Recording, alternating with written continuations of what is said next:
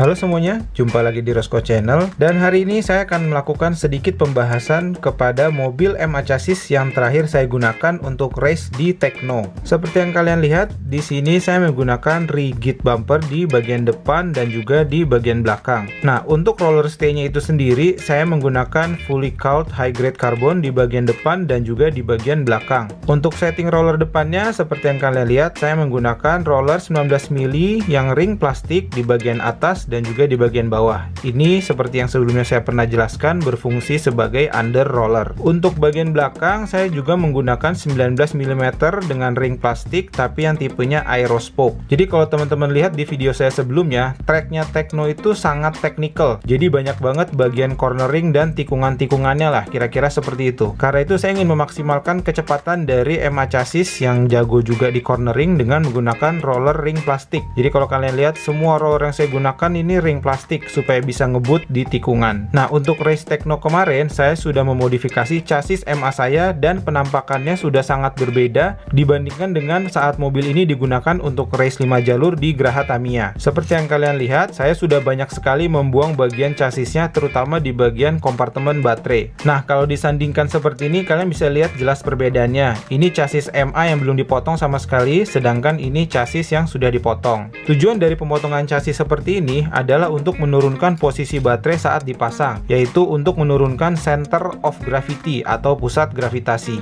Sekarang kita lihat yuk, dengan modifikasi chassis seperti ini baterainya turun seberapa banyak. Nah, kalian bisa lihat di bagian ini saya sudah menambahkan sponge rem yang berwarna biru dengan ukuran 3 mm. Tujuannya untuk mensupport baterainya ini. Nah, di bagian sini nih saya sudah melepas sponge remnya. Kalian bisa lihat baterainya itu turun cukup banyak ya. Nah, kalau kalian lihat dari samping seperti ini, baterainya itu sejajar dengan bagian bawah dari chassis. Jadi dengan menurunkan pusat gravitasi, mobilnya kita harapkan akan lebih stabil. Dan biasanya lompat dan mendaratnya itu akan lebih stabil dibandingkan saat kalian belum melakukan modifikasi chassis seperti ini. Nah, keuntungan lain dengan memodifikasi chassis seperti ini, kalian bisa memasang baterai dengan mudah seperti ini dari bawah dan baterainya akan langsung terpasang. Ya, hal ini sangat sederhana sih, cuman biasanya kalau kalian nggak membuat lubang di bagian bawah chassis MA, ngebuka baterainya tuh cukup susah karena harus dicongkel-congkel dari atas gini. Sedangkan kalau ada lubang di bagian bawah seperti ini, kalian tinggal tekan, baterainya udah keluar. Jadi gampang banget seperti ini.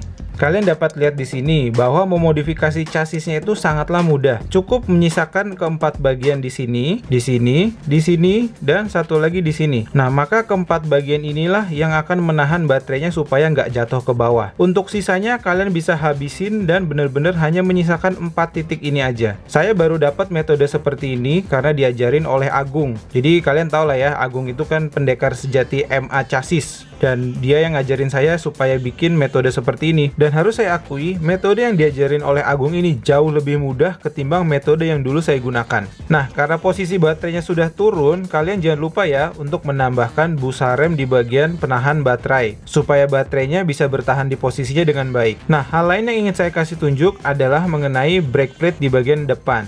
Seperti yang kalian lihat, saya sudah menggunakan brake plate yang baru dengan tambahan satu buah plate di bagian sini nih. Nah, tujuan dari penambahan plate ini adalah supaya pemasangan remnya itu lebih variatif, bisa lebih ke depan atau juga bisa lebih ke belakang sesuai dengan kebutuhan kita. Dan juga kalau misalnya kalian menggunakan rem yang lebih besar, dengan penambahan plate ini jadi mungkin. Sedangkan kalau misalnya nggak ada plate ini nih, hanya bagian sini aja yang bisa ditempelin rem. Kira-kira seperti itu manfaat dari plate yang saya gunakan ini. Oke, kira-kira itu saja update yang bisa saya berikan untuk mobil MA chassis saya.